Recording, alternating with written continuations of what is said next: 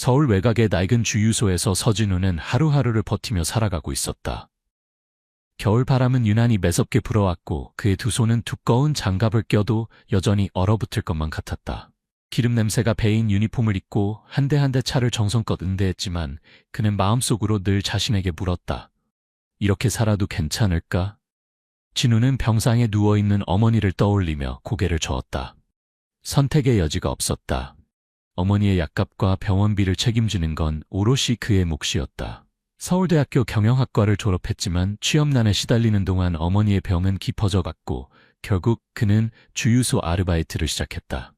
임시직이라 생각했던 일이 어느덧 3년째 이어지고 있었다. 아픈 어머니를 위해서라면 진우는 매일 아침 거울을 보며 다짐했다. 그날 오후 뼛속까지 스며드는 추위 속에서 진우는 얼어붙은 손을 호호 불며 따뜻하게 하려 했다. 그때 낡은 경차 한 대가 주유소로 들어왔다. 연한 하늘색 기아 모닝이었는데 차체 곳곳에 녹이 슬고 긁힌 자국이 보였다. 차창이 내려가자 허름한 겨울 코트를 입은 노부인이 얼굴을 내밀었다. 저기 10,000원만 넣어주시겠어요?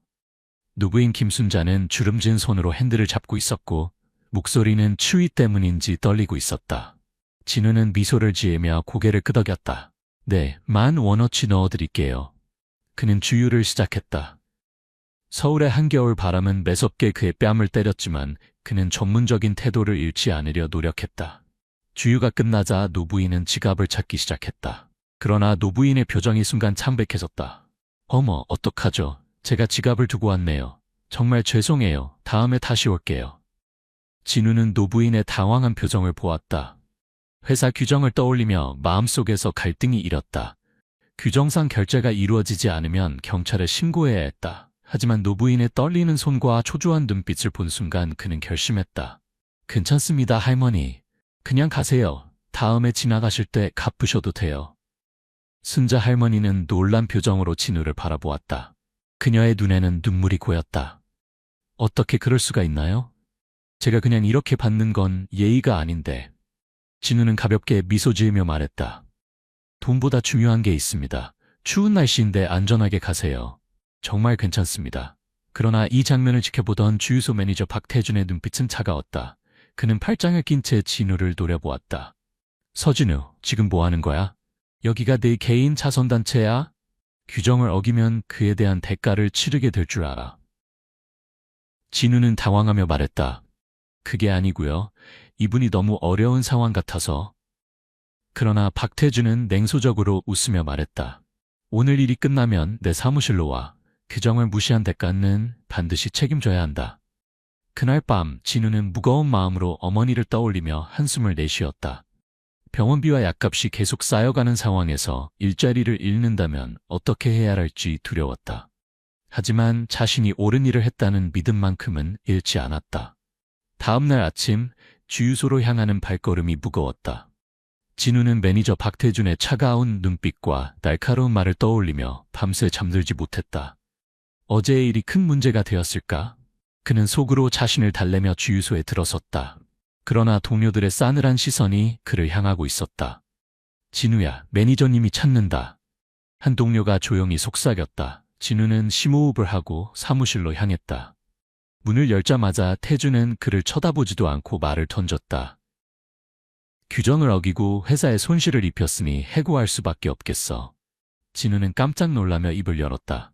매니저님, 어제의 일은 단지 정말 절박해 보이는 분이셨고 저도 제 돈으로 메꾸려고 했습니다. 규정을 어기려는 의도가 아니었어요. 그러나 태준은 그의 말을 끊으며 비웃었다. 너 같은 감정적인 사람은 이 업계에서 살아남을 수 없어. 이곳은 자선단체가 아니라 사업장이야. 내 감정이 회사를 망치게 할 순 없다고. 진우는 더 이상 무슨 말을 해도 소용없다는 걸 알았다. 태준의 말은 이미 결정된 사안이었다. 그는 책상 위에 유니폼과 사원증을 올려놓고 조용히 밖으로 나왔다. 동료들 사이를 지나치며 느껴지는 무거운 분위기는 숨이 막힐 정도였다. 아무도 그의 눈을 마주치지 않았다. 누군가는 그를 불쌍하다고 생각했지만 누군가는 그가 잘못했다고 여겼다. 주유소를 떠나 집으로 향하는 길에 진우는 한숨을 내쉬었다. 머릿속에는 어머니의 병원비와 밀린 공과금이 맴돌았다. 이제 어떻게 해야 하지? 좁은 원룸에 들어서자 어머니는 침대에 누운 채로 그를 맞았다. 진우야, 괜찮니? 오늘은 왜 이렇게 일찍 왔어? 진우는 억지로 웃으며 말했다. 그냥 일이 조금 있어서요. 엄마, 걱정하지 마세요. 그러나 그의 마음은 점점 더 무거워졌다. 실직 상태에서 어머니의 비싼 약값을 어떻게 감당할 수 있을까? 밤새 잠을 이루지 못하던 진우는 새벽녘에야 겨우 잠이 들었다. 다음날 아침 진우는 이른 시간에 들려오는 낯선 소리에 눈을 떴다. 창문 너머로 고급스러운 검은색 제네시스 G 크봄이 그의 낡은 빌라 앞에 멈춰 있었다. 차문이 열리고 잘 차려입은 중년의 남자가 차에서 내렸다. 그는 또렷한 목소리로 물었다. 서진우 씨 계신가요? 진우는 깜짝 놀라 창문 뒤에 숨어 상황을 지켜봤다. 누구지? 혹시 주유소에서 뭔가 문제가 더 생긴 건가? 그는 긴장하며 문을 열었다. 제가 서진우인데요. 무슨 일이신가요? 남자는 진우를 바라보며 따뜻한 미소를 지었다. 제 이름은 장현우입니다. 어제 제 어머니를 도와주셨다면서요? 제가 직접 감사 인사를 드리러 왔습니다. 어머니요? 진우는 어리둥절한 표정으로 물었다. 현우는 고개를 끄덕였다. 네, 어제 지갑을 두고 가신 노부인이요. 그분이 제 어머니입니다. 어머니께 듣고 정말 감동받았습니다. 진우는 순간 말문이 막혔다. 자신이 별 생각 없이 했던 작은 행동이 이렇게까지 이어질 줄은 꿈에도 몰랐다. 별거 아닌 일을 그렇게까지 말씀하시니 부끄럽네요. 진우가 머쓱하게 웃으며 말했다. 그러나 현우의 표정은 진지했다. 그렇지 않습니다. 어머니께서는 당신의 친절에 큰 감명을 받으셨고 당신이 부당하게 해고된 것에 대해 마음 아파하고 계십니다. 그래서 제가 도와드리고 싶습니다. 진우는 그의 진심 어린 말에 얼어붙은 듯 가만히 섰다. 이게 무슨 일이지? 그는 속으로 혼란스러움을 느꼈다. 장현우가 내미는 명함에는 JH그룹 대표이사라는 글자가 선명했다. 진우의 눈은 명함에 적힌 글자에서 떨어지지 않았다. 자신이 단순히 도와드린 할머니의 아들이 이렇게 큰 인물일 줄은 상상하지 못했기 때문이다.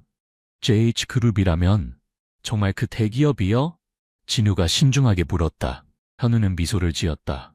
맞습니다. 제 어머니를 도와주신 것에 진심으로 감사드리고 싶어서 이렇게 직접 찾아왔습니다. 진우는 머리를 극적이며 어색하게 웃었다. 그저 작은 도움을 드렸을 뿐인데 이렇게까지 하실 필요는 없습니다. 저는 정말 괜찮습니다. 현우의 표정이 잠시 굳어졌다. 그는 차분하지만 단호한 목소리로 말했다. 그 작은 도움이라고 말씀하시는 것이 어머니에게는 정말 큰 위로가 되었습니다. 어머니께서는 당신의 따뜻한 마음을 계속 말씀하시더군요. 그런 행동이 요즘처럼 각박한 세상에서는 흔치 않죠. 그런데 그런 분이 부당하게 해고되셨다는 이야기를 들었을 때 제가 가만히 있을 수 없었습니다. 그는 잠시 말을 멈추고 핸드폰을 꺼내 무언가를 확인한 뒤 결심한 듯 말했다. 이미 조치를 취했습니다. 제가 주유소를 인수할 예정입니다. 그리고 부당한 일을 바로잡겠습니다. 진우는 깜짝 놀라며 손사래를 쳤다. 그럴 필요까지는 없어요. 저는 다른 일자리를 찾아보면 그만입니다. 정말 감사합니다만 이렇게까지 하시면. 그러나 현우는 진우의 말을 가로막으며 단호히 말했다. 필요한 일이니까 하는 겁니다. 당신만의 문제가 아니에요. 이런 부조리는 어디에서든 똑같이 반복될 수 있죠. 제가 이 일을 바로잡지 않는다면 또 다른 누군가가 같은 일을 겪게 될 겁니다. 며칠 후 현우는 약속대로 주유소를 매입했다. 그는 주유소 직원들을 모두 불러 모으고 단호히 선언했다. 오늘부터 이 주유소는 JH그룹의 소유입니다. 그리고 첫 번째 조치는 부당하게 해고된 서진우 씨를 새로운 주유소 관리자로 임명하는 것입니다. 직원들 사이에서 놀란 표정과 웅성거림이 퍼졌다. 매니저 박태진의 얼굴이 굳어지며 어쩔 줄 몰라 했다. 그는 현우에게 조심스럽게 항의했다. 대표님, 저는 회사의 규정을 지켰을 뿐입니다. 이것은 너무 과한 조치입니다. 현우는 냉정하게 대답했다. 매니저님, 권한을 잘못 사용한 건 본인이죠. 이곳은 이제 더 나은 곳으로 변화할 겁니다. 그 변화는 당신 없이도 가능합니다. 그날 진우는 현우 옆에서 자신의 작은 친절로 시작한 일이 이토록 큰 변화를 일으킨다는 것을 깨닫기 시작했다. 진우는 주유소의 새로운 관리자로 임명되었다는 소식에 쉽게 실감이 나지 않았다. 그는 혼란스러운 마음으로 창밖을 바라보며 생각했다. 이제 내가 책임질 곳이라니 내가 할 수 있을까? 그는 스스로에게 물었다. 첫날 주유소에 도착한 진우는 동료들의 복잡한 시선을 온몸으로 느꼈다. 일부는 그를 부러워하며 질투 어린 눈빛을 보냈고 또 일부는 그를 인정하지 않는 듯 고개를 돌렸다. 특히 매니저 자리에서 물러난 태준의 표정은 깊고 어두웠다. 서진우, 이제 네가 여기 관리자라니 웃기지도 않군. 네가 여기서 관리자를 할 수 있을 것 같아? 태준은 조롱 섞인 말투로 비아냥거렸다. 진우는 잠시 멈칫했지만 차분한 목소리로 대답했다. 저도 완벽하진 않지만 맡겨진 일을 책임감 있게 해낼 겁니다. 실력으로 보여드리겠습니다. 태준은 냉소를 짓더니 주유소를 떠났다. 그러나 그의 태도는 동료들에게도 영향을 미쳤다. 진우는 팀을 이끄는 게 쉽지 않을 거란 사실을 깨달았다. 그날 저녁 장현우가 주유소를 방문했다. 그는 직원들과 인사를 나눈 뒤 진우에게 조용히 물었다. 첫날은 어땠나요? 진우는 솔직하게 답했다. 솔직히 쉽지 않네요. 제가 부족하다는 생각이 듭니다. 직원들과도 어색하고. 현우는 미소 지으며 말했다. 아무도 처음부터 완벽하지 않습니다. 중요한 건 끊임없이 배우고 나아가려는 자세입니다. 그리고 저는 당신이 그걸 해낼 수 있다고 믿습니다. 현우의 격려는 진우에게 큰 위로가 되었다. 그는 다시 마음을 다잡으며 다짐했다. 내가 받은 이 기회를 반드시 소중히 여기고 이곳을 모두가 함께 일하고 싶은 장소로 만들겠다. 진우는 그날 밤 새로운 책임의 무게를 느끼면서도 희망을 품고 잠들었다. 그는 주유소 관리자로서의 새로운 역할에 조금씩 적응해가고 있었다. 하지만 동료 직원들의 태도는 여전히 그를 어렵게 만들었다. 일부는 진우를 인정하려 하지 않았고 특히 박태준의 영향으로 불만이 퍼진 듯했다. 어느 날 중년 남성이 주유소를 방문했다. 그는 고급 세단에서 내려 기름을 가득 넣고 나서는 계산대로 오지 않고 차를 몰고 유유히 나가려 했다. 이를 본 진우는 황급히 뛰어나가 차를 막았다. 손님, 결제를 하지 않으셨습니다. 진우는 침착하게 말했다. 남성은 차 창문을 내리며 진우를 위아래로 훑어봤다. 내가 여기서 얼마나 자주 기름을 넣었는데 그런 걸로 사람 귀찮게 하냐? 진우는 당황했지만 목소리를 낮추지 않았다. 하지만 주유소 규정상 결제가 필요합니다. 그러나 남성은 문을 닫으려 했고 이를 본 다른 직원들은 수군거리며 멀리서 지켜볼 뿐이었다. 진우는 그 순간 자신이 이 문제를 어떻게 해결하느냐에 따라 직원들에게 자신이 어떤 리더인지 보여줄 기회임을 직감했다. 손님, 이해해 주십시오. 규정은 손님을 포함한 모두를 위한 것입니다. 제가 직접 계산대까지 모시겠습니다. 진우는 정중하게 남성을 안내했고 결국 남성은 약간의 불만을 표했지만 계산을 마쳤다. 이 일을 지켜보던 직원 중 한 명이 다가와 말했다. 진우 씨, 아까 솔직히 무서울 줄 알았는데 잘 대처하네요. 진우는 미소를 지으며 답했다. 우리 모두가 이곳을 지키는 한 팀이니까요. 작은 규정 하나라도 지키는 게 우리를 더 강하게 만듭니다. 그날 동료들의 시선에는 미묘한 변화가 생겼다. 진우는 그들의 마음이 조금씩 열리고 있음을 느꼈다. 리더십은 말이 아닌 행동으로 보여주는 것임을 다시 한번 깨달았다. 그날 저녁 주유소를 마감한 진우는 피곤한 몸을 이끌고 사무실에서 서류를 정리하고 있었다. 그런데 장현우가 주유소에 들렀다. 현우는 진우가 문제를 해결하는 모습을 보고 있었다는 듯 미소를 띠며 말했다. 아까 보니 꽤 멋지게 처리하더군요. 직원들도 당신을 다시 보기 시작한 것 같습니다. 진우는 겸손하게 고개를 숙였다. 아직 부족한 점이 많습니다. 매일이 시험 같아요. 현우는 그 말을 듣고 소파에 앉으며 말했다. 사람을 이끄는 일은 항상 어렵죠. 저도 처음 회사를 맡았을 때는 모든 게 혼란스러웠습니다. 진우는 놀란 표정으로 물었다. 대표님께서도 그런 적이 있으셨나요? 현우는 고개를 끄덕이며 말을 이어갔다. 제 어린 시절은 지금과는 많이 달랐습니다. 아버지 사업이 실패하면서 가족 모두가 좁은 반지하 방에서 살았죠. 밤마다 쥐가 다니는 소리를 들으며 잠들곤 했습니다. 현우의 고백에 진우는 잠시 말을 잃었다. 정말요? 대표님께서 그런 어려움을 겪으셨다니 상상도 못했습니다. 현우는 깊은 한숨을 내쉬며 미소를 지었다. 그 시절이 저를 강하게 만들었지만 동시에 사람들의 고통을 이해할 수 있게 해줬습니다. 그래서 당신이 어머니를 위해 이렇게까지 노력하는 모습을 보며 공감할 수 있었던 거죠. 진우는 현우의 이야기를 들으며 자신의 어려움이 헛되지 않음을 느꼈다. 그는 조심스럽게 어머니에 대한 이야기를 나눴다. 저도 아버지를 일찍 여의고 어머니와 둘이 지내왔습니다. 어머니는 항상 저를 위해 희생하셨어요. 그래서 어머니를 돕는 게 제 삶의 가장 큰 목표입니다. 현우는 진지하게 고개를 끄덕였다. 우리는 서로 다르지만 같은 가치로 살아왔네요. 진우 씨, 당신은 충분히 훌륭한 사람입니다. 사람들에게 희망을 전할 수 있을 겁니다. 그날 밤 진우는 현우와의 대화를 곱씹으며 더 큰 책임감을 느꼈다. 두 사람의 연결은 서로의 삶에 새로운 의미를 더하고 있었다.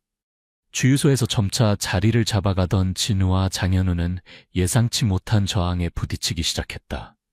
먼저 전 매니저였던 박태준이 자신이 해고된 일 이후로 지역 커뮤니티에서 악성 소문을 퍼뜨리기 시작했다. 장 대표가 돈으로 사람들을 마음대로 조종한다. 서진우는 좋은 사람이 아니야. 단지 운이 좋았을 뿐이지. 이런 소문은 금세 퍼져 일부 고객들은 주유소를 이용하지 않겠다고 선언했다. 특히 태준과 친분이 있던 몇몇 지역 상인들은 소극적으로 불매운동에 동참했다. 주유소 직원들 중에서도 여전히 진우를 인정하지 않는 이들이 있었고 그들은 진우가 내린 지시를 따르기를 꺼렸다. 게다가 현우의 가족들 역시 문제를 일으켰다. 그들은 현우가 쓸데없는 곳에 돈을 낭비한다고 비난하며 가족회의에서 압박을 가했다. 현우는 평소에 단호한 태도를 유지했지만 이번만큼은 가족의 반대가 신경 쓰였다. 진우 씨, 현우는 늦은 밤 진우와 함께 앉아 조용히 말했다. 우리의 작은 성공이 주변 사람들에게 위협으로 보이는 것 같습니다. 하지만 이것이 우리가 더 노력해야 할 이유라고 생각합니다. 그때 진우는 주유소로 배달된 한 봉투를 발견했다. 열어보니 여기서 나가라는 위협적인 메시지와 함께 칼자국이 난 사진이 들어있었다. 이게 뭐죠? 진우는 손을 떠며 물었다. 현우는 봉투를 살펴본 뒤 단호한 표정으로 말했다. 우리를 겁주려는 수작입니다. 이럴 때일수록 흔들리지 말아야 합니다. 하지만 진우는 점점 더 두려움에 사로잡혔다. 그는 어머니를 생각하며 마음속으로 물었다. 내가 이 일을 계속해야 하나? 가족에게까지 위험이 닥치면 어쩌지? 그날 밤 진우는 고민으로 잠을 이루지 못했다. 그러나 다음날 아침 그는 현우의 격려를 떠올리며 조용히 다짐했다. 내가 선택한 일이니 끝까지 해내야 해. 위협적인 봉투를 받은 후 진우는 마음이 무거웠다. 겁을 먹지 않으려 했지만 어머니의 얼굴이 계속 떠올랐다. 만약 그들이 정말로 나와 가족을 위협한다면 어떻게 해야 하지? 이런 생각에 잠을 이루지 못한 채 밤을 보냈다. 다음날 아침 장현우는 주유소로 찾아왔다. 그는 진우의 불안한 표정을 보고 모든 걸 알고 있다는 듯 말했다. 진우 씨, 밤새 힘들었겠군요. 걱정 마세요. 협박은 우리가 옳은 길을 걷고 있다는 증거입니다. 현우는 진우에게 주유소 운영에 대한 구체적인 계획을 보여주며 말했다. 이럴 때일수록 우리의 목표를 분명히 해야 합니다. 이곳을 단순한 주유소가 아니라 지역사회를 돕는 공간으로 만들어야 합니다. 진우는 현우의 말에 힘을 얻었다. 그는 직원들과 이야기를 나누기 시작했다. 우리 모두 이곳에서 함께 일하면서 서로를 지지해야 합니다. 협박에 굴복하지 않을 겁니다. 우리는 함께 싸울 겁니다. 직원 중 몇 명은 여전히 회의적인 반응을 보였지만 점차 분위기가 바뀌었다. 진우가 직접 나서서 고객들을 응대하고 직원들에게 솔선수범하며 작은 문제들을 해결해 나가는 모습을 본 사람들이 조금씩 마음을 열기 시작했다. 그러던 중 한 노인이 주유소에 찾아와 진우에게 작은 봉투를 건넸다. 자네가 여기 매니저인가? 이 주유소가 변했다고 들었네. 이건 감사의 표시일세. 봉투에는 자필로 쓴 편지와 함께 작은 기부금이 담겨 있었다. 편지에는 이렇게 적혀 있었다. 자네가 이곳을 바꾼 이야기를 들었네. 나처럼 소외된 사람들에게도 희망을 주는군. 고맙네. 진우는 편지를 읽으며 마음이 벅차올랐다. 그는 혼잣말로 말했다. 이런 분들이 있기에 내가 이 일을 멈출 수 없지. 그날 밤 진우는 오랜만에 안도하며 잠들었다. 그는 자신의 선택이 결코 헛되지 않음을 느꼈다. 진우는 어느새 주유소의 중심이 되었다. 직원들은 그를 믿기 시작했고 지역 주민들도 주유소에 대한 인식이 바뀌었다. 이곳은 단순히 기름을 넣는 장소가 아니라 따뜻한 소통과 배려가 있는 공간으로 자리 잡았다. 어느 날 장현우는 진우를 찾아와 말했다. 진우 씨, 정말 잘하고 있습니다. 주유소를 이렇게 바꾸다니. 제 예상보다 훨씬 놀랍네요. 진우는 겸손하게 고개를 숙이며 말했다. 모두가 도와준 덕분입니다. 하지만 여기서 멈추지 않겠습니다. 이곳을 더 많은 사람들이 필요로 하는 공간으로 만들고 싶습니다. 그로부터 며칠 후 주유소는 공식적으로 지역 커뮤니티와 협력하여 어려운 이웃을 돕는 프로젝트를 시작했다. 무료 식사 제공, 긴급 주유 지원 등 작은 행동들이 쌓이며 많은 사람들의 삶을 변화시켰다. 그날 저녁, 진우는 어머니와 함께 저녁 식사를 하며 이야기를 나눴다. 엄마, 이제는 조금 여유가 생길 것 같아요. 엄마 치료도 더 잘 받을 수 있을 거예요. 어머니는 눈시울을 적시며 아들의 손을 꼭 잡았다. 진우야, 네가 참 자랑스럽구나. 네가 만든 이 변화는 많은 사람들에게 희망을 줄 거야. 다음 날, 주유소 한켠에 새 간판이 세워졌다. 간판에는 이렇게 적혀 있었다. 작은 친절이 큰 변화를 만듭니다. 진우는 간판을 보며 미소 지었다. 모든 것이 작은 행동에서 시작되었다. 그리고 그 행동이 얼마나 많은 사람들에게 희망을 줄 수 있는지 그는 이제 확신할 수 있었다. 그러나 모든 변화가 순탄하게 이루어진 것은 아니었다. 여전히 진우와 현우의 시도를 방해하려는 사람들이 있었다. 박태주는 다른 주유소에 취직한 후에도 끊임없이 진우의 평판을 훼손하려 했고 JH그룹 내에서도 현우의 결정에 의문을 제기하는 목소리가 있었다. 어느 날 밤 누군가 주유소 앞에 쓰레기를 투기하고 벽에 낙서를 해두는 사건이 발생했다. 아침 일찍 출근한 진우는 그 광경을 보고 한숨을 내쉬었다. 그때 한 직원이 다가왔다. 관리자님, 제가 청소할게요. 진우는 놀란 표정으로 그 직원을 바라보았다. 그는 처음에 진우를 가장 싫어하던 직원 중 하나였다. 같이 하자. 우리 모두의 공간이니까. 그들이 함께 청소를 하고 있을 때 주변 가게 사장들이 하나둘씩 모여들기 시작했다. 처음에는 구경만 하던 그들도 이내 청소를 돕기 시작했다. 우리 동네는 우리가 지켜야지. 저 젊은이가 이 동네를 위해 많은 일을 하고 있대. 진우는 마음이 따뜻해지는 것을 느꼈다. 그의 노력이 서서히 지역사회에 변화를 가져오고 있었다. 한편 장현우는 가족회의에서 계속되는 반대에 부딪혔다. 형, 주유소 같은 작은 사업에 신경 쓰지 말고 회사 경영에 집중해야 하는 거 아닌가? 현우의 동생 장민우는 불만스러운 표정으로 말했다. 현우는 고개를 저었다. 너희들이 모르는 게 있어. 이 주유소는 단순한 사업장이 아니야. 우리가 잃어버린 기업의 사회적 책임을 다시 찾는 시작점이지. 사회적 책임? 그런 건 홍보팀에서 하는 일이잖아. 왜 형이 직접 나서? 현우는 오랜 침묵 끝에 말했다. 그날 어머니의 전화를 받았을 때 난 참 부끄러웠어. 우리가 이렇게 큰 기업을 운영하면서도 정작 어머니 같은 분들을 위한 세상을 만들지 못했으니까. 서진우 씨는 나보다 훨씬 적은 것을 가지고도 더 큰 영향력을 행사했어. 그날 이후 장현우는 JH그룹의 모든 계열사에 작은 친절 큰 변화 프로젝트를 시작했다. 이 프로젝트는 직원들이 일상에서 실천할 수 있는 작은 친절을 장려하고 회사 차원에서 지역사회를 돕는 방안을 모색하는 내용이었다. 주유소는 이 프로젝트의 첫 번째 성공 사례가 되었다. 진우는 현우의 제안으로 JH그룹의 사회공헌팀에 합류하여 프로젝트를 이끌게 되었다. 그의 경험과 진정성은 대기업의 딱한 분위기에 신선한 바람을 불어넣었다. 진우 씨, 우리 회사에 와서 일해보지 않겠어요? 현우가 제안했을 때 진우는 잠시 고민했다. 제가 정말 도움이 될 수 있을까요?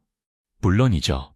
당신의 진심은 이미 많은 이 주유소의 모든 사람들에게 증명됐습니다. 이제는 더 큰 무대에서 그 진심을 나눌 차례입니다. 주유소는 지역사회의 중심으로 자리 잡았고 JH그룹은 진정한 사회적 책임을 실천하는 기업으로 변모해갔다. 그리고 이 모든 변화의 중심에는 서진우와 장현우 그리고 김순자 할머니의 작은 인연이 있었다. 3년 후 진우의 어머니는 건강을 완전히 회복했다. 그녀는 종종 주유소를 방문하여 직원들과 이야기를 나누곤 했다. 우리 진우가 정말 자랑스러워요. 그 아이는 항상 다른 사람들을 먼저 생각했어요. 어느 날 순자 할머니가 주유소를 찾아왔다. 그녀는 진우를 보자 환하게 웃으며 말했다.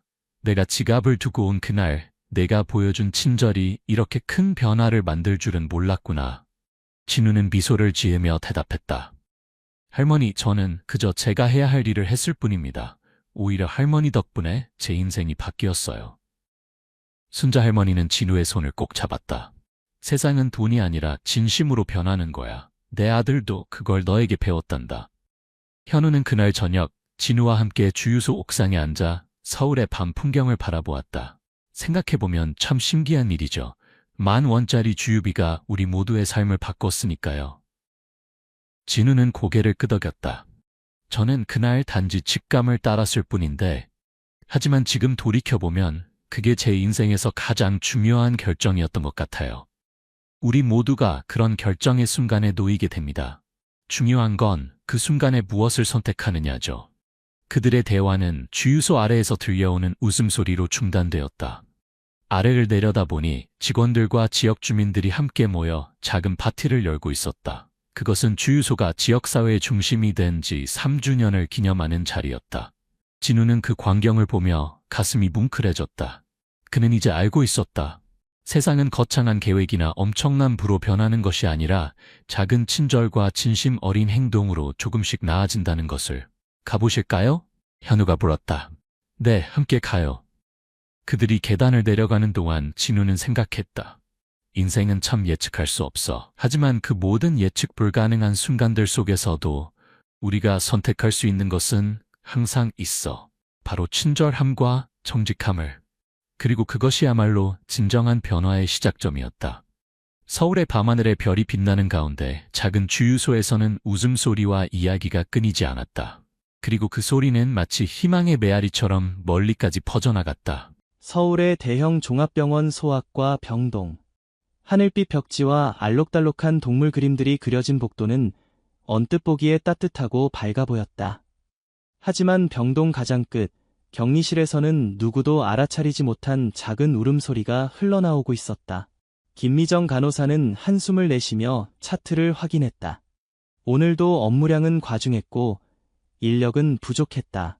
30년 경력의 베테랑 간호사였지만 이런 날들이 계속되면 누구나 지치기 마련이었다. 미정은 손목시계를 바라보았다. 이미 점심시간이 1시간 넘게 지났지만 그녀는 아직 한 끼도 먹지 못했다. 오늘 실습생 어디 갔어요? 미정이 동료 간호사에게 물었다. 아, 최수연 학생 말씀이세요? 의사 회진 따라간다고 했어요. 곧 돌아올 거예요. 미정은 고개를 끄덕였다. 그때 갑자기 무언가를 떠올린 듯 얼굴이 굳었다. 아이고, 잊고 있었네. 그녀는 급히 젖병을 준비하기 시작했다. 따뜻한 분유를 채운 젖병을 들고 복도 끝으로 향했다. 바로 그때 실습 간호사 최수연이 돌아와 그녀의 뒤를 따랐다. 선생님, 제가 도와드릴까요? 미정은 대답 없이 고개만 끄덕였다. 수연은 아직 병원 실습 첫날이었고 병원의 복잡한 구조와 업무 흐름에 익숙하지 않았다. 하지만 그녀의 눈빛에는 열정과 따뜻함이 가득했다. 두 사람이 격리실에 들어섰을 때 수연은 숨을 크게 들이마셨다. 작은 유아용 침대에는 6개월 된 아기가 누워 있었다. 파란 병원복을 입은 아기는 창백한 얼굴로 천장을 응시하고 있었다. 옆에는 이준호라고 쓰인 이름표가 달려 있었지만 그것만으로는 이 아이가 누구인지 어디서 왔는지 알 수 없었다. 이 아이, 버려진 아이인가요? 수연이 조심스럽게 물었다. 미정은 고개를 끄덕였다. 1달 전에 응급실로 왔어. 어머니가 출산 후 도망갔대. 신원 확인도 안 되고 일단 아동보호소로 보내기 전에 여기서 회복시켜야 해. 수연은 가슴이 아파왔다. 아기는 분명 열이 있었고 호흡도 무거웠다. 하지만 놀랍게도 큰 소리로 울지 않았다. 그저 작게 신음할 뿐이었다. 왜 울지 않는 거죠? 수연이 물었다. 미정은 분유를 준비하며 담담하게 대답했다. 버려진 아이들은 보통 빨리 울음을 그쳐. 다른 아이들처럼 소리 지르며 울지 않아. 엄마가 와서 구해줄 거라는 걸 알고 있는 아이들은 병원 전체가 떠나가라 울지. 하지만 이런 아이들은 아무리 울어도 아무도 오지 않는다는 걸 본능적으로 알아. 수연의 눈에 눈물이 고였다. 준호는 젖병을 보자마자 눈을 크게 떴고 작은 입으로 필사적으로 젖꼭지를 붙잡았다. 그 모습에 수연은 가슴이 찢어지는 듯했다. 어떻게 이런 아이를 잊을 수 있는 거예요? 그것도 아픈 아이를. 수연의 입에서 저절로 말이 튀어나왔다. 미정의 표정이 굳어졌다. 여기서 조용히 해. 내가 나한테 가르칠 게 뭐가 있다고? 1년도 안 된 실습생이. 여기 모두 바빠. 아무도 이 아이에게 신경 쓸 시간이 없어. 수연은 입술을 깨물었다. 미정은 준호에게 분유를 먹인 후 급히 병실을 나갔다. 하지만 수연은 그대로 남았다. 그녀는 아기의 작은 손을 잡고 속삭였다. 괜찮아, 준호야. 이제 나라도 있을게.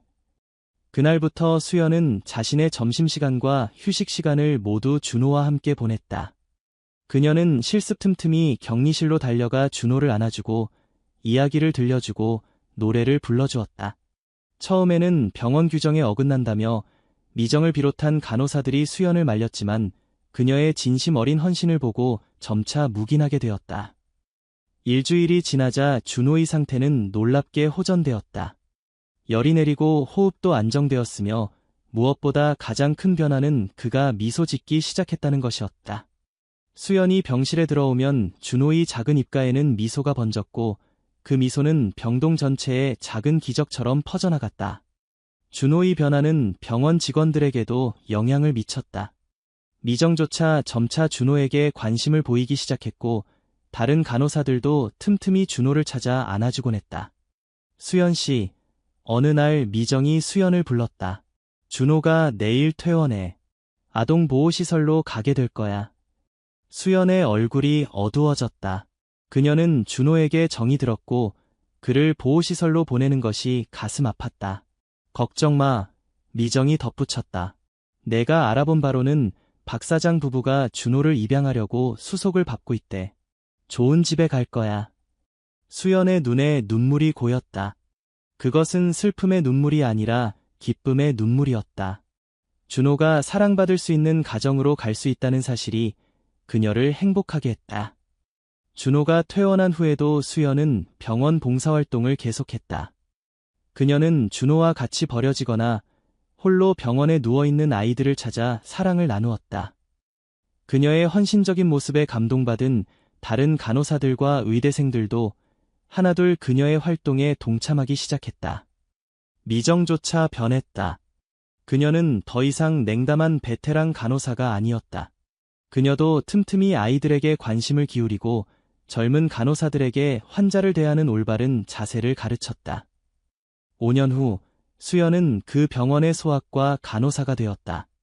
그녀는 천사의 손길이라는 프로그램을 만들어 버려진 아이들과 자원봉사자들을 연결해주는 활동을 시작했다. 그 프로그램은 전국적으로 확산되어 많은 아이들에게 희망을 주었다. 그리고 어느 날 한 가족이 병원을 찾아왔다. 잘 차려입은 부부와 함께 온 5살 남자아이는 건강하고 밝은 미소를 지니고 있었다. 안녕하세요. 수연 선생님, 부부가 인사했다. 기억하시나요? 저희는 준호의 양부모입니다. 수연은 놀라움과 기쁨으로 가득 찬 눈으로 준호를 바라보았다. 그 작고 아픈 아기가 이렇게 건강하고 행복한 아이로 자라난 모습은 그녀에게 가장 큰 보상이었다. 준호야, 이분이 내가 아기였을 때 너를 돌봐주신 수연 선생님이야. 준호의 아버지가 말했다. 준호는 수연을 향해 환한 미소를 지으며 다가왔다. 감사합니다. 선생님. 엄마, 아빠가 말해줬어요. 선생님이 저를 많이 사랑해 주셨대요. 수연은 눈물을 참으며 준호를 품에 안았다. 그녀는 그 순간 깨달았다. 어떤 상황에서도 사랑과 관심은 기적을 만들어낼 수 있다는 것을. 아무리 절망적으로 보이는 상황에서도 단 한 사람의 따뜻한 마음이 세상을 바꿀 수 있다는 것을. 그리고 그날 이후로 병원의 분위기는 완전히 달라졌다. 더 이상 그 병원에서는 아무도 버려진 아이의 울음소리를 놓치지 않았다. 그리고 더 많은 아이들이 준호처럼 사랑받을 수 있는 가정을 찾게 되었다. 수연은 종종 생각했다. 준호를 처음 만났던 그날, 그녀가 용기를 내어 목소리를 높이지 않았다면 어땠을까? 그 작은 행동이 이렇게 큰 파동을 일으킬 줄 누가 알았을까? 그녀는 이제 병원 복도를 걸으며 새로운 실습생들에게 말한다. 여러분, 가장 중요한 것은 의학적 지식이 아니에요. 환자를 진심으로 돌보는 마음이에요. 특히 말 못하는 아이들은 더욱 그래요. 그들의 목소리가 되어주세요. 그들의 울음소리에 귀 기울이세요. 그리고 그녀는 매일 밤 집으로 돌아가기 전에 병동의 모든 아이들을 확인한다. 그 누구도 잊히지 않도록, 그 누구의 울음소리도 무시되지 않도록. 서울 강남의 한 카페. 이제는 의과대학생이 된 준호가 수연을 만났다. 그는 그녀처럼 소아과 의사가 되기로 결심했다고 말했다. 선생님 덕분에 제가 살았어요. 그리고 이제는 저도 선생님처럼 다른 아이들을 돕고 싶어요. 수연은 미소 지었다. 그녀는 준호의 손을 꼭 잡으며 말했다. 준호야, 내가 살아난 건 내 안에 있던 강인함 때문이야. 나는 그저 그 불꽃이 꺼지지 않도록 지켜봐준 것뿐이야. 준호는 고개를 저었다. 아니에요. 선생님은 제게 목소리를 주셨어요. 아무도 들으려 하지 않을 때 제 울음을 들어주셨어요. 그것이 저를 살린 거예요. 커피잔을 든 손이 약간 떨렸다. 준호는 자신의 과거에 대해 많은 이야기를 들었지만 실제로 기억하는 것은 없었다. 그저 부모님에게서 전해 들은 이야기와 몇 장의 사진이 전부였다. 하지만 그는 자신이 얼마나 운이 좋았는지 알고 있었다. 제가 의대에 입학했을 때 처음으로 제 의료 기록을 봤어요. 그때 제가 얼마나 위험한 상태였는지 알게 됐죠. 영양실 조에, 호흡기 감염까지. 보통은 회복이 어려운 상태였어요. 수연은 그 순간을 기억했다. 준호가 얼마나 작고 연약했는지, 그리고 그가 얼마나 필사적으로 젖병을 찾았는지. 하지만 그 작은 몸에 담긴 의지는 놀라웠다. 준호야, 넌 그때도 지금처럼 강했어. 내가 포기하지 않았기에 우리도 포기할 수 없었던 거야. 준호는 잠시 생각에 잠겼다. 선생님, 혹시 김미정 선생님은 어떻게 지내세요? 수연은 살짝 놀랐다. 그녀는 미정이 준호에게 중요한 인물이라고 생각하지 않았다. 미정 선생님은 몇 년 전에 은퇴하셨어. 네. 준호는 웃었다. 저도 그분께 감사드리고 싶어서요. 결국 그분이 선생님과 저를 연결해 주신 거잖아요. 그분이 아니었다면 선생님도 저를 몰랐을 테니까요. 수연은 준호의 성숙함에 감동했다. 그는 단순히 원망하거나 분노하지 않고 그 모든 경험에서 의미를 찾아내고 있었다. 다음 주말, 수연과 준호는 함께 양로원을 찾았다. 미정은 그곳에서 평화로운 노후를 보내고 있었다. 처음에 미정은 그들을 알아보지 못했다. 하지만 수연이 준호의 이야기를 들려주자 미정의 눈에서 눈물이 흘러내렸다. 이렇게 훌륭하게 자랐구나. 미정이 떨리는 손으로 준호의 얼굴을 만졌다. 그때 내가 잘못했어. 내가 얼마나 소중한 아이인지 보지 못했어. 준호는 고개를 저었다. 아니에요. 저는 감사드리러 왔어요. 선생님이 아니었다면 수연 선생님과 만날 수 없었을 거예요. 미정의 주름진 얼굴에 미소가 번졌다. 그녀는 준호에게 이야기를 들려주기 시작했다. 그녀가 간호사가 된 이유, 그리고 어떻게 30년이라는 긴 시간 동안 환자를 돌보면서 점점 지치고 무감각해졌는지. 그러다 수연과 준호를 만나 다시 한번 자신의 직업의 의미를 되찾게 된 이야기. 너희들 덕분에 나는 마지막 5년을 가장 보람차게 일했단다. 내가 떠난 후 우리는 병원 시스템을 바꾸기 시작했어. 버려진 아이들을 위한 특별 프로그램을 만들고 자원봉사자들과 연결해주고 그 모든 것이 너와 수연 때문이었어. 준호는 미정의 손을 꼭 잡았다. 그럼 더 많은 아이들이 저처럼 두 번째 기회를 얻었겠네요. 미정은 고개를 끄덕였다. 내가 떠난 후에 온 많은 아이들이 가정을 찾았단다. 물론 모두는 아니지만 우리는 최선을 다했어. 그날 저녁, 세 사람은 오랫동안 이야기를 나눴다. 과거의 상처와 오해를 풀고 새로운 유대감을 형성했다. 그들은 각자 다른 방식으로 서로의 인생을 바꾸어 놓았고 이제 그 변화는 더 많은 사람들에게 퍼져나가고 있었다. 준호가 의과대학을 졸업한 날, 수연과 미정은 함께 그의 졸업식에 참석했다. 준호의 양부모는 그들을 가족처럼 따뜻하게 맞이했다. 그날 밤 축하 파티에서 준호는 조용히 잔을 들었다. 제 인생에서 가장 중요한 네 분께 감사드리고 싶습니다. 저를 키워주신 부모님, 그리고 제 생명을 구해주신 두 천사 같은 간호사님들께. 준호의 말에 모두가 감동했다. 그의 양어머니는 수연과 미정을 꼭 안았다. 우리 아들을 살려주셔서 정말 감사합니다. 그는 우리 삶의 축복이에요. 수연은 그날 밤 집으로 돌아가는 길에 생각했다. 15년 전 그녀가 실습생으로 병원에 첫 발을 디뎠을 때는 자신의 작은 행동이 이렇게 큰 파문을 일으킬 줄 몰랐다. 하지만 이제 그녀는 알고 있었다. 작은 관심과 사랑이 얼마나 강력한지, 그리고 그것이 어떻게 세대를 넘어 퍼져나가는지. 준호는 소아과 의사가 되어 버려진 아이들을 위한 특별 클리닉을 열었다. 수연은 간호사 교육 프로그램을 만들어 예비 간호사들에게 환자에 대한 공감과 이해의 중요성을 가르쳤다. 미정은 은퇴 후에도 자원봉사자로 병원을 돕고 있었다. 그들 모두는 각자의 자리에서 세상을 조금씩 바꾸고 있었다. 그리고 그 변화는 준호처럼 아무도 듣지 못했던 작은 울음소리에서 시작되었다. 몇 년 후 준호의 클리닉에 한 아기가 실려왔다. 버려진 아기였다. 준호는 그 작은 생명을 바라보며 자신의 과거를 떠올렸다. 그는 아기의 작은 손을 잡고 약속했다. 걱정 마, 이제 내 울음소리를 들어줄 사람이 여기 있어. 내가 혼자가 아니라는 걸 보여줄게. 그리고 그는 수연에게 전화를 걸었다. 그녀는 지금 은퇴를 앞두고 있었지만 준호의 부탁에 망설임 없이 대답했다. 당연히 갈게.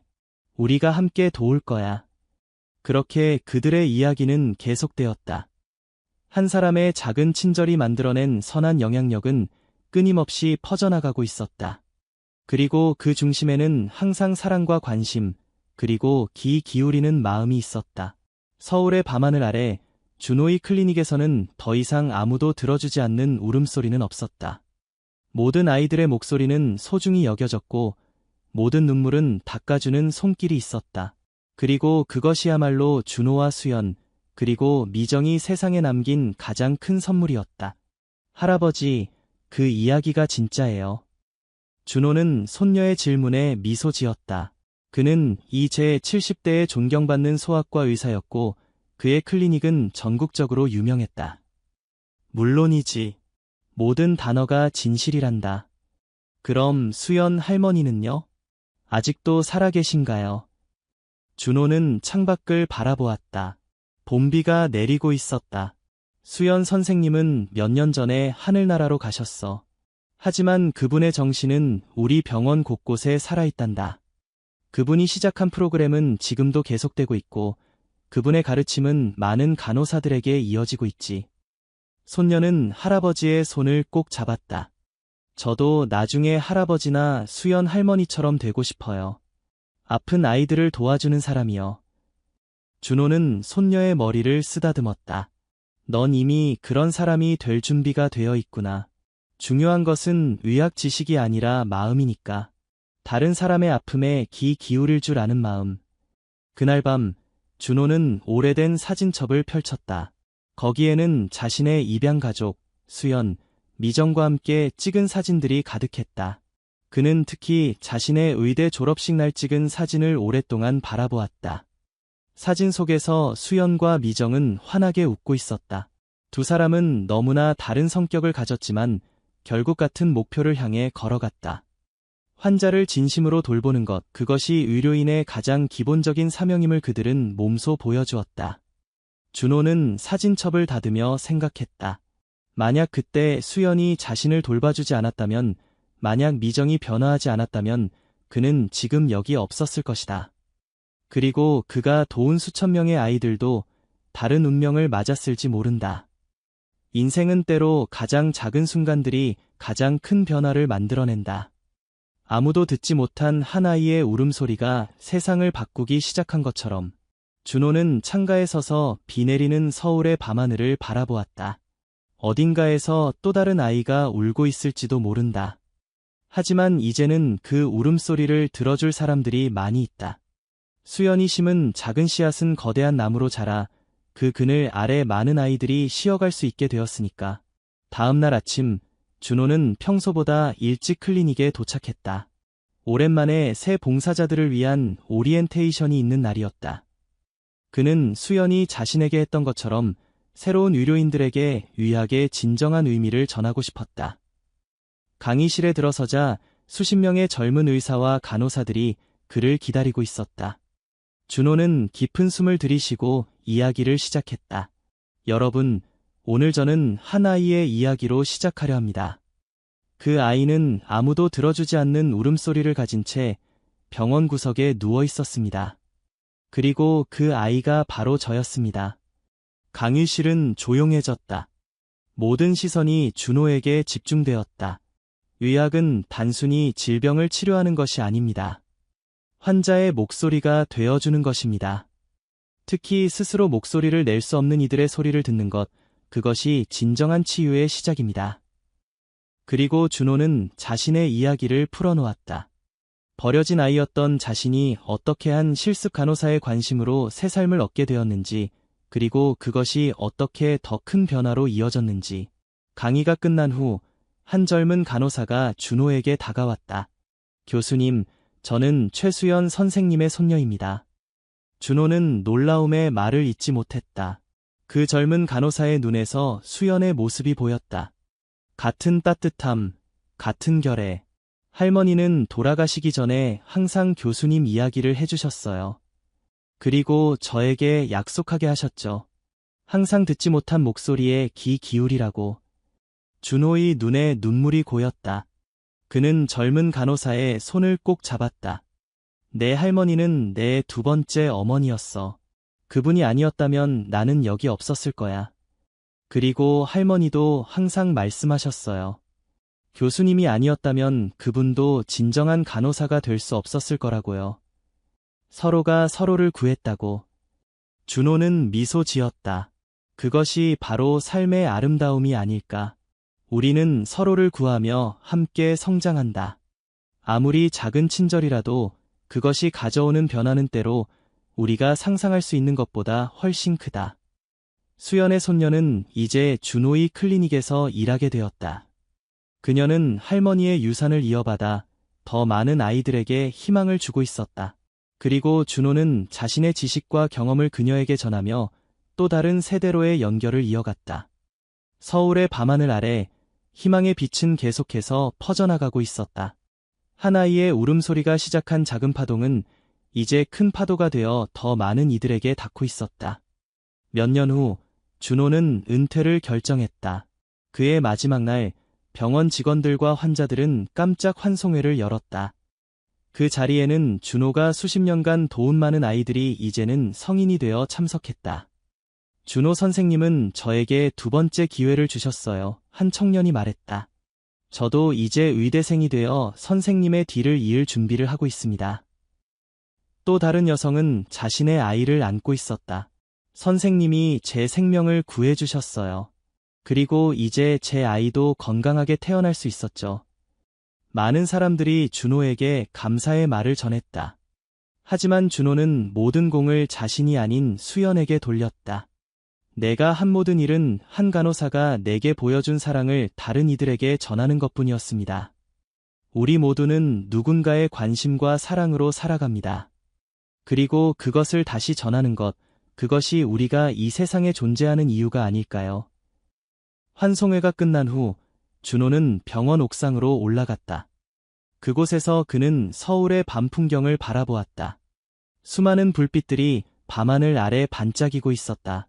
마치 그가 도운 모든 생명처럼. 그는 주머니에서 오래된 사진 한 장을 꺼냈다. 자신이 6개월 때 찍은 사진이었다. 작고 아파 보이는 아기의 모습. 하지만 그 눈빛만은 강인했다. 버려졌지만 포기하지 않은 아이.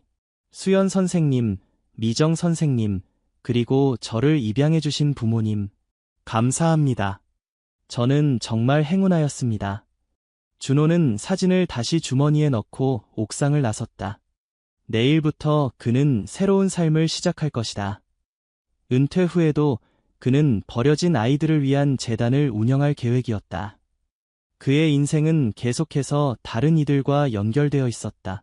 병원을 나서는 길에 그는 신생아실 앞에 잠시 멈춰섰다. 유리창 너머로 작은 생명들이 평화롭게 잠들어 있었다. 그 중에는 부모 없이 홀로 병원에 남겨진 아이들도 있었다. 걱정 마라, 작은 친구들아. 이제 너희의 울음소리를 들어줄 사람들이 많이 있단다. 너희는 결코 혼자가 아니야. 준호는 조용히 속삭였다. 그리고 그는 확신했다. 이 아이들도 자신처럼 누군가의 사랑으로 새 삶을 찾게 될 것이라고. 왜냐하면 이제 수연의 정신은 이 병원 곳곳에 그리고 많은 의료인들의 마음속에 살아있으니까. 버려진 아이의 눈물은 이제 더 이상 혼자만의 것이 아니었다. 그것은 많은 이들의 가슴을 움직이는 강력한 목소리가 되었다. 그리고 그 목소리는 계속해서 더 많은 변화를 만들어가고 있었다. 서울의 밤하늘 아래 준호는 평화로운 마음으로 집으로 향했다. 그의 인생은 버려진 아이의 울음소리로 시작되었지만 이제 그 울음소리는 희망의 노래가 되어 더 많은 이들에게 울려 퍼지고 있었다. 그것이 바로 진정한 치유의 힘이었다. 한 사람의 관심이 만들어낸 작은 기적, 그리고 그 기적은 계속해서 퍼져나가 더 많은 기적들을 만들어내고 있었다. 준호는 집에 도착해 마당에 심어진 벚나무 아래 앉았다. 이 나무는 수연이 그의 의대 졸업 선물로 준 것이었다. 이제는 커다란 나무가 되어 아름다운 꽃을 피우고 있었다. 작은 씨앗이 이렇게 큰 나무가 되었네요. 수연 선생님, 준호는 나무를 바라보며 미소 지었다. 당신이 내게 심어준 사랑도 이렇게 자라났어요. 그리고 그날 밤, 봄바람이 벚꽃가지를 흔들며 지나갔다. 마치 수연이 준호에게 잘했다라고 속삭이는 것처럼. 버려진 아이의 눈물은 이제 희망의 강이 되어 계속해서 흐르고 있었다.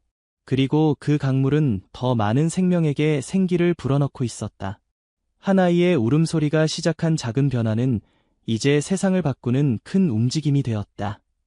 그리고 그 움직임은 끝나지 않을 것이다. 사랑과 관심의 힘은 영원하니까.